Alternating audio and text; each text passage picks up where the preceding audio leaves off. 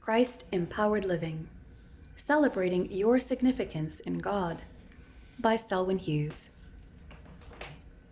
Chapter 8, Living Dangerously. Now and again there arises in the Christian church a man or woman with a message that makes us sit up and think. Such a man is Charles Colson, the one-time assistant to President Richard Nixon. No doubt you know the story of how he went from the White House to a prison cell because of his involvement in the Watergate scandal. Since his conversion to Christianity, he has shown himself to have a clear grasp of Christian truths and principles, and he has a unique way of presenting them. Many regard him as one of today's most articulate prophets in the Christian church. He speaks directly and to the point. Colson doesn't mince his words.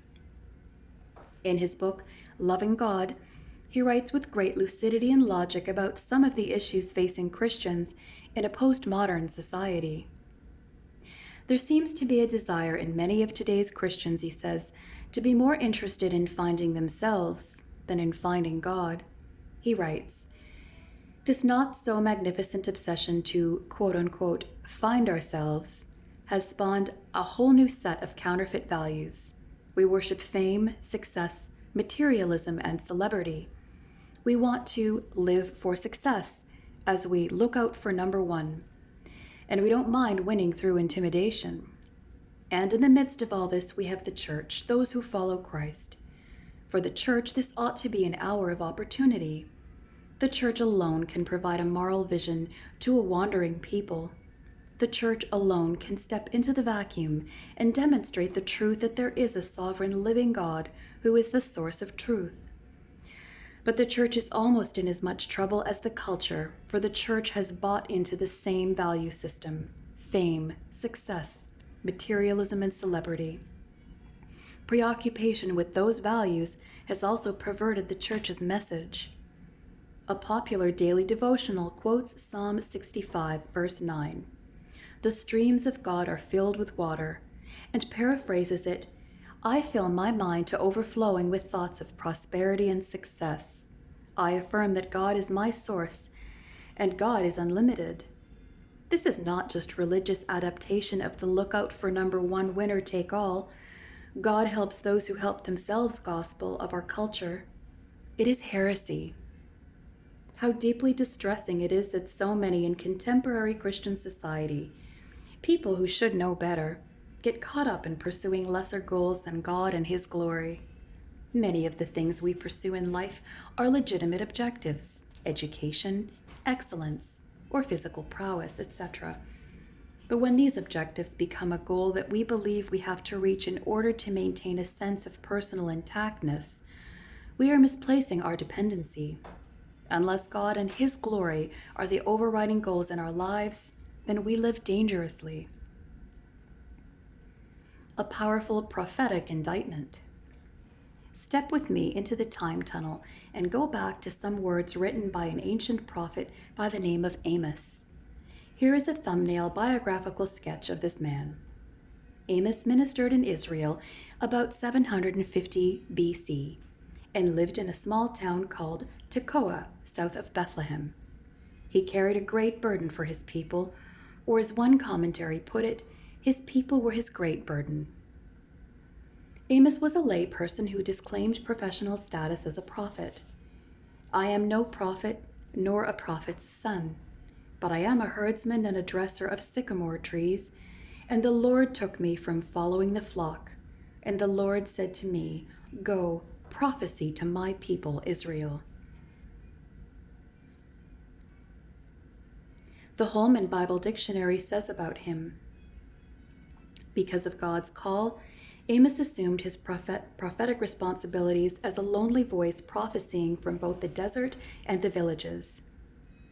He indicted both Judah and Israel, challenging the superficial qualities of religious institutions. For Amos, his call and his continuing ministry rested in God's initiative and in His sustaining power. The lion has roared, who will not fear? The Lord God has spoken, who can but prophesy?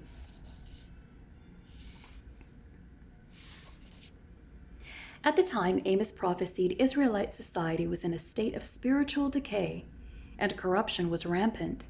The rich exploited the poor, and justice was distorted. He was especially troubled by what he saw happening in the north of the kingdom, and, like Colson, lowered the boom on the people in these powerfully challenging words. "This is what the sovereign Lord showed me, a basket of ripe fruit." "What do you see, Amos?" he asked. "A basket of ripe fruit," I answered. Then the Lord said to me, "The time is ripe for my people Israel. I will spare them no longer." Chapter 8, verses 1 and 2. The basket of ripe summer fruit was a Hebrew word picture that indicated Israel was ripe for judgment. They were in a desperate spiritual condition and were ripe for divine retribution.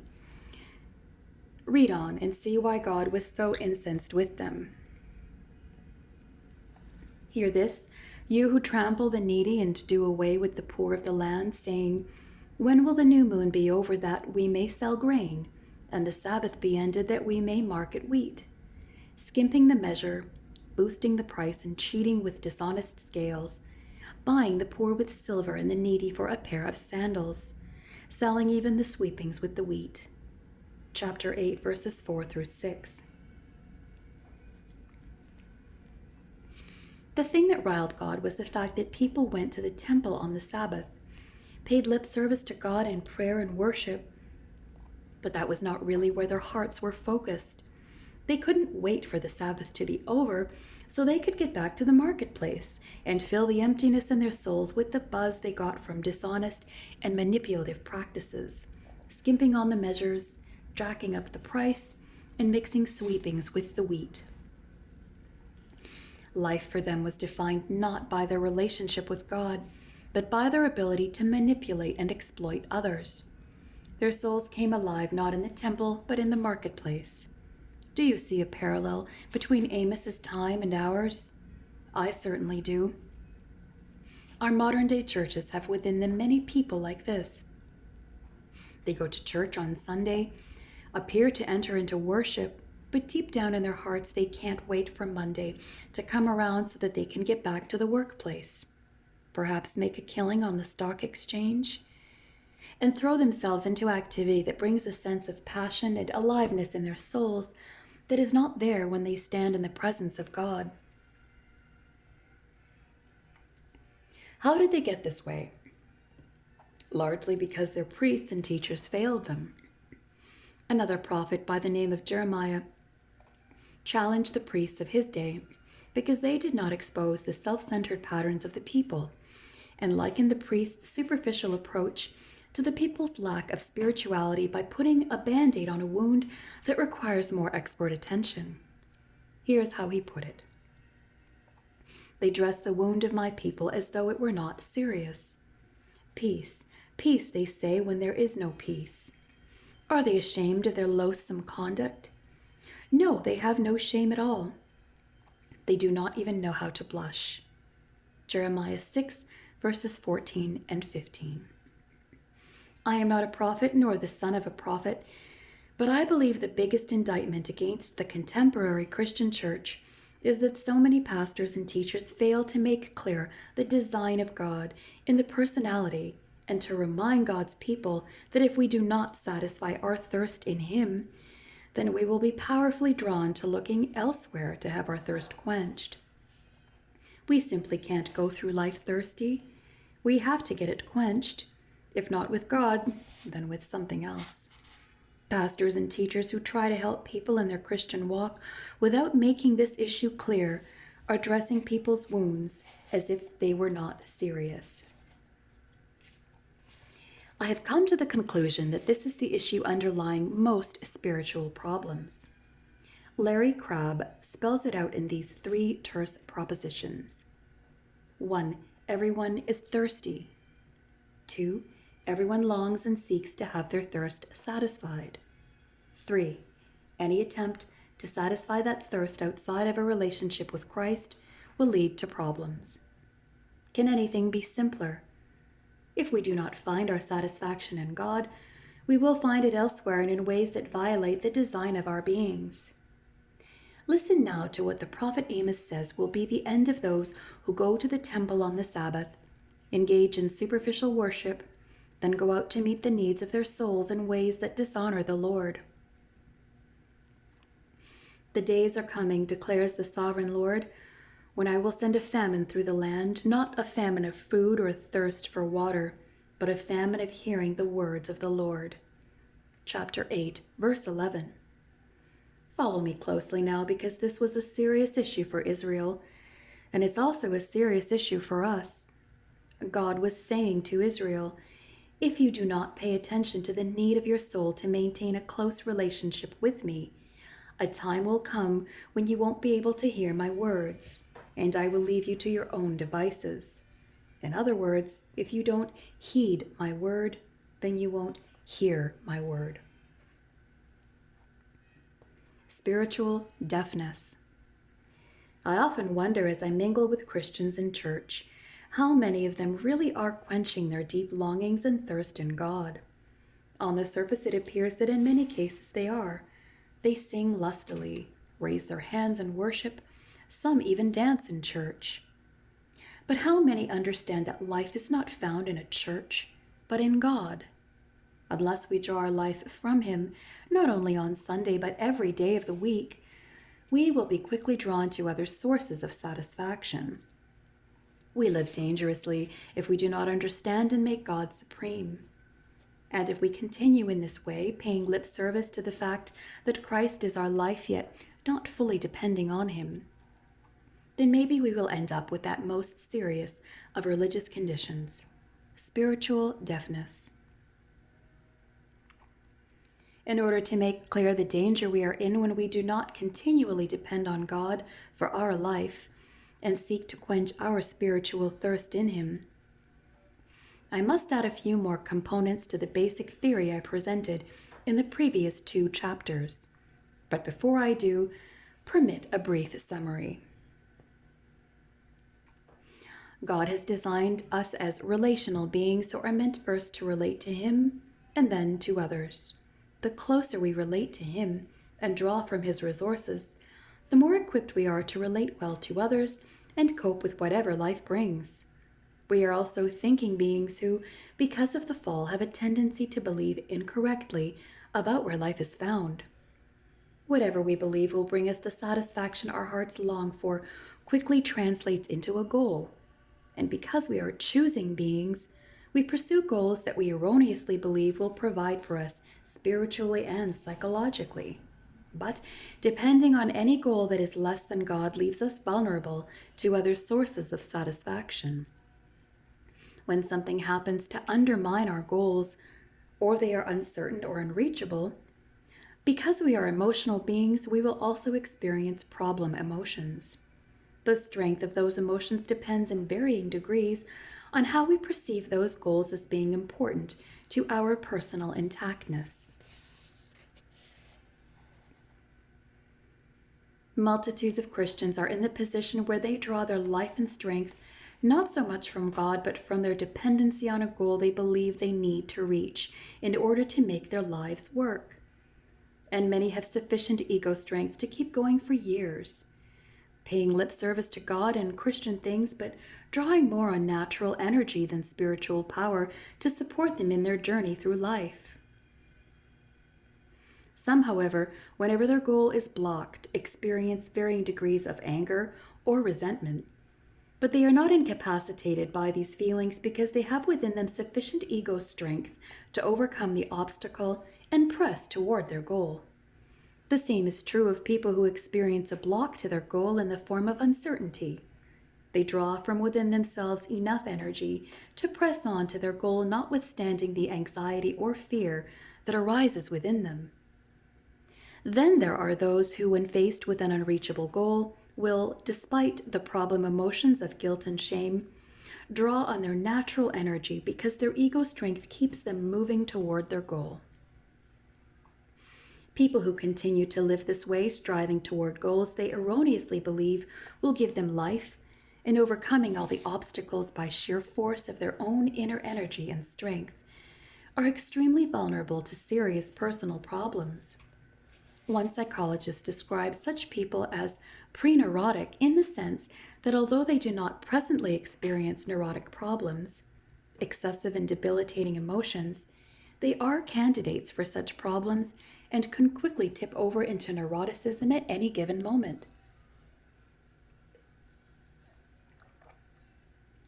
Perhaps here I should define neurosis. The term neurosis refers to a disorder of thinking, feeling, or behaving, characterized by a loss of joy in living and in an overuse of defense mechanisms. A neurotic person can be compared to a drug addict. Each is likely to experience emotional pain. The addict uses chemicals to escape pain. The neurotic uses defense mechanisms as a means of escape. Each accepts some pain to avoid a greater pain, the legitimate suffering designed to find freedom. The chemical addict lives with the physical pain to avoid the pain of inner turmoil. Neurosis is always a substitute for legitimate suffering. Psychologist Larry Crabb put it this way in his book, Effective Biblical Counseling. I think of guilt, anxiety, and resentment as pre-neurotic experiences. Full-fledged neurosis occurs when a person develops a symptom or symptom pattern designed to avoid further insult to his self-esteem. The goal of the pre-neurotic is to overcome the obstacle and to reach his fervently desired goal: a changed wife, to live perfectly, to make money, etc. He willingly will evaluate the effectiveness of his goal-oriented behavior and adopt new strategies which hold promise of crossing the barrier and reaching the goal. Hundreds of thousands of Christians all over the world are living less than an abundant life. They could be described as being in the pre-neurotic stage. Their condition is not bad enough for counseling, but not good enough to be called abundant living either. They go through their life either angry at what happens to them, living with feelings of guilt and self-derogation, or they spend their days tense and anxious or fearful. They are not able to say with Hosea, "The joy of the Lord is my strength." At some point, and no one can predict the moment, the frustration of living under such strain can precipitate debilitating emotional problems. This happens when the person stops trying to overcome the blocks to his or her goal and seeks a less painful and frustrating existence.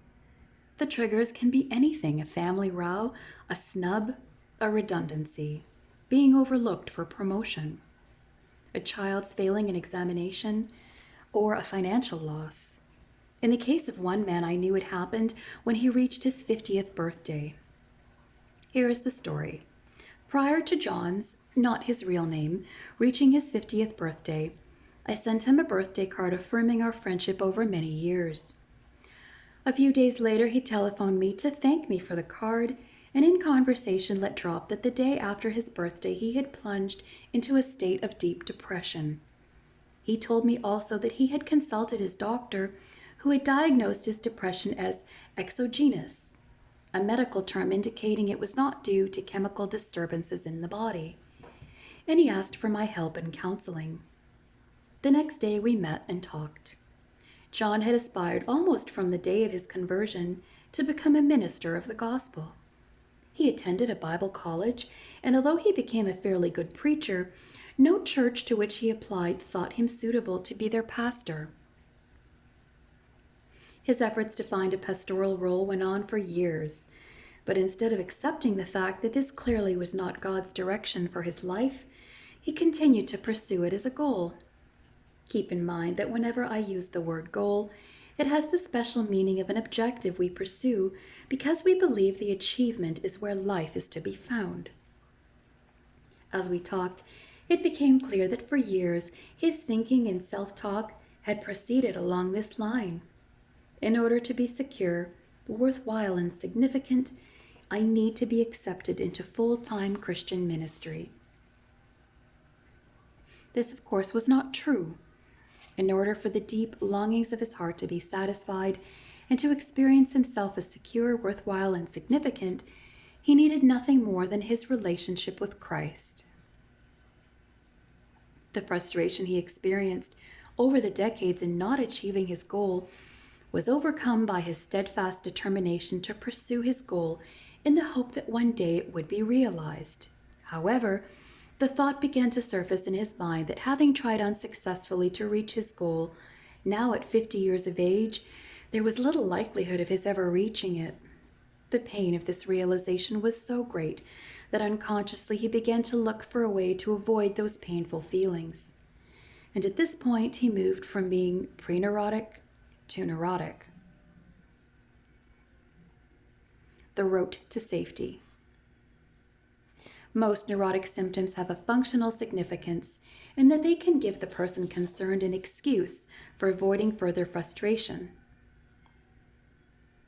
I can't continue doing what I was doing because I am struggling with this neurotic condition. Or provide the person with a dampening down of painful existential feelings such as insecurity, insignificance, or inferiority.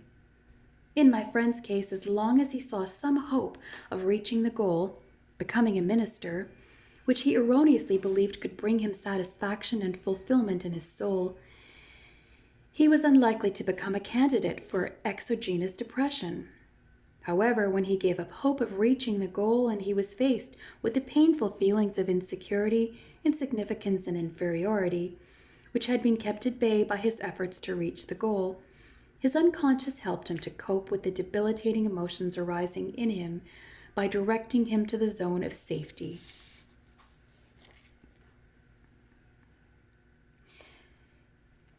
My friend's depression had a functional significance.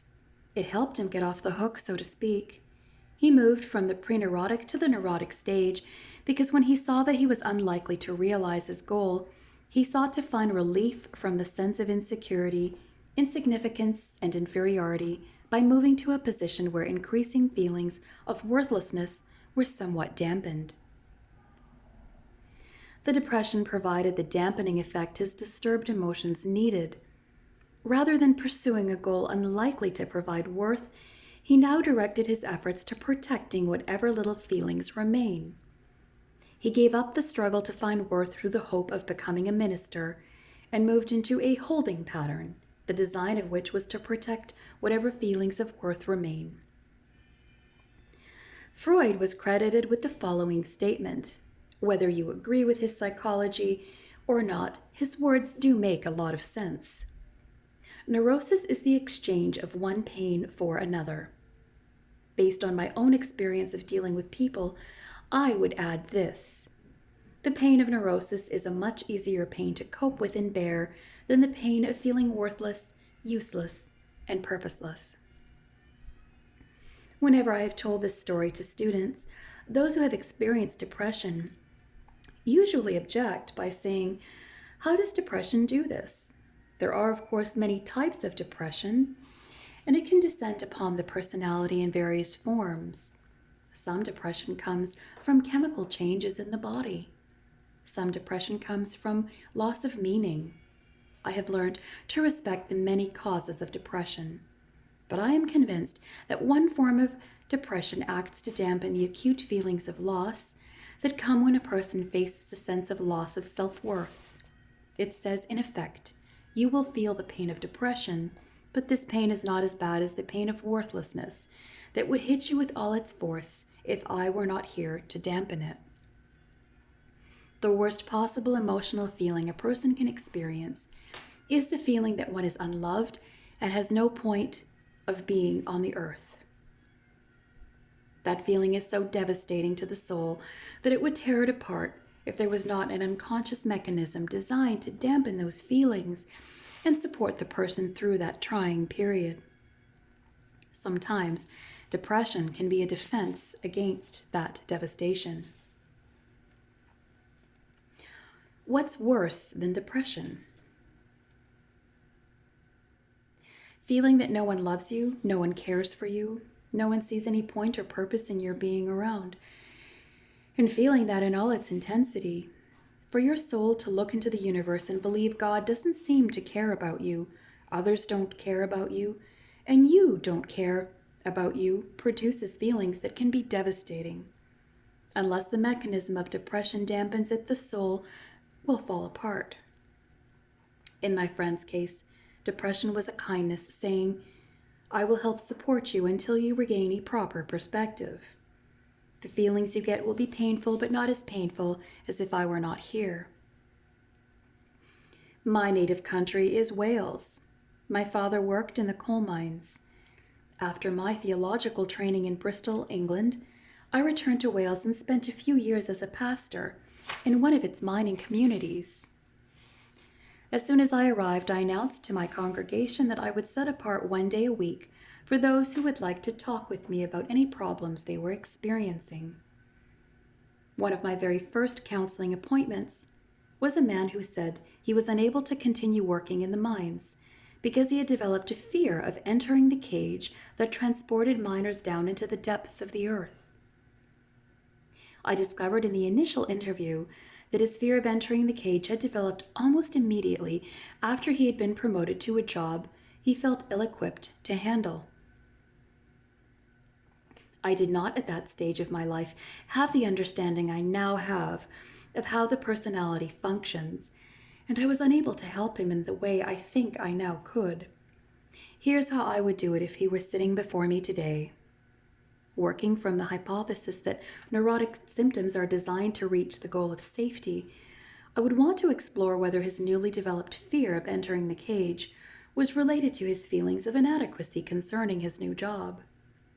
Had something about his promotion produced a threat that deep down he wanted to avoid? Today, my theory would be something like this. Finding himself in a new position in which he desperately wanted to excel, his goal was success. However, lurking deep inside him was a fear that he might not come up to expectations, a fear of failure.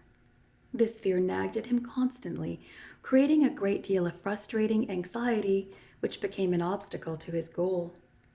I would want to explore his self-talk. Was he saying something like this, perhaps? I am not sure I can do this job, and if I fail, I will not be able to handle the loss to my self-worth. At that time, he was pre-neurotic. Had he come to see me at that point, I would have been able to help him by encouraging him to change his assumptions about where his true worth as a person really lay. Not in what he did or failed to do, but in who he was in Christ. Once convinced of that, he would be able to admit to himself his lack of skills for the job or apply for further training. Whatever decision he made, he would have been held by the conviction that success or failure on the job did not determine his worth from God's perspective. However, largely unaware of what was going on inside him, I believe he moved from the pre-neurotic stage to the neurotic when, in an attempt to find safety from the possible loss of self-worth through a failure to perform effectively at his new job, he unconsciously attached his fear of failure to fear of entering the cage. The consequence of this fear was that he had to inform his employers he could no longer work underground because he had developed, as he put it, a strange fear that prevents me from going down into the bowels of the earth. His employers arranged for him to have a less responsible position on the surface. And although his salary was just half of what he would have gotten in his newly promoted position underground, he rationalized that this had nothing to do with him, but was one of the unfortunate consequences of his developing an irrational fear.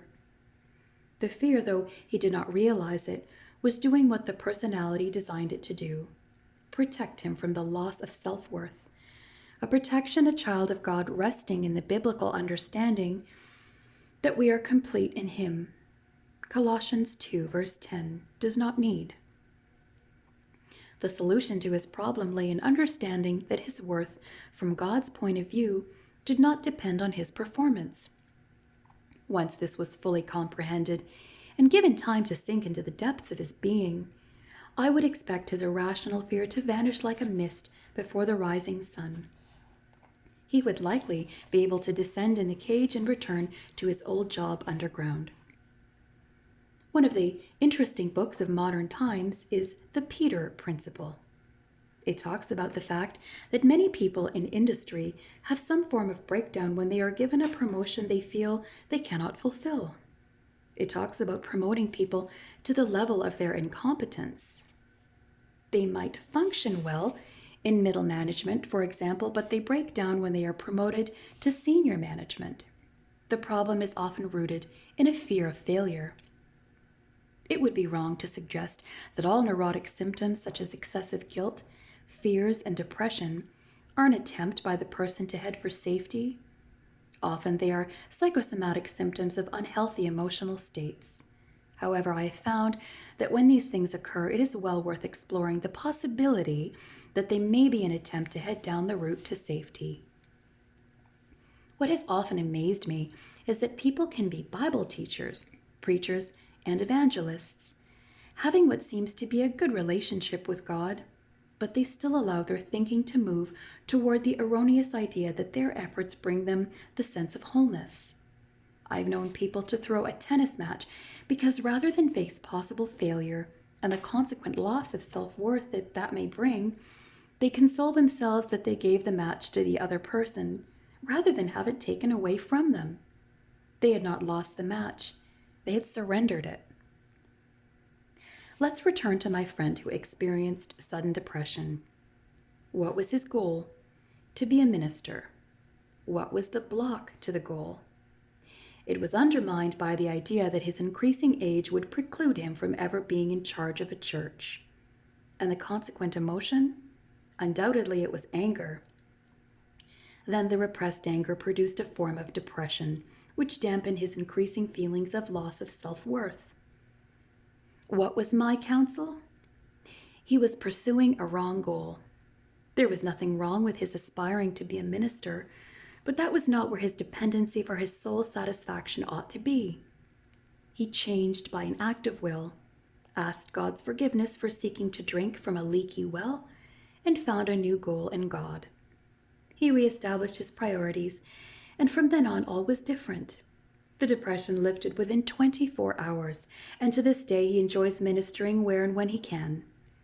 The last time I spoke to him, he said, "If God wants to use me in the pulpit, fine. If not, that is fine also. My security is in him, not in what I do."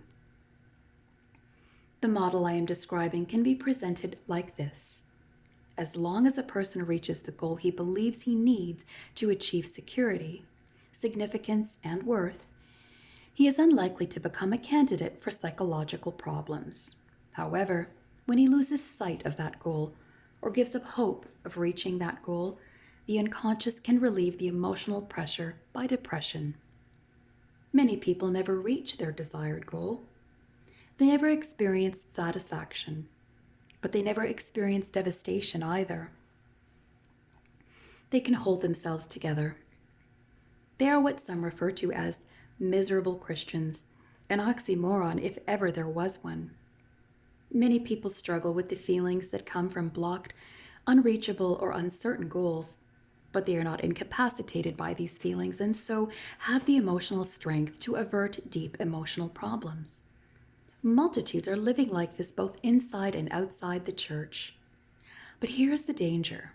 These people can easily become candidates for deeper emotional problems. We live dangerously when we try to find worth in what we do rather than in who we are. Our identity must be in God. What are the keys to living in a way that will save us from being tipped over into neuroticism? That is what will occupy our attention in the second half of this book.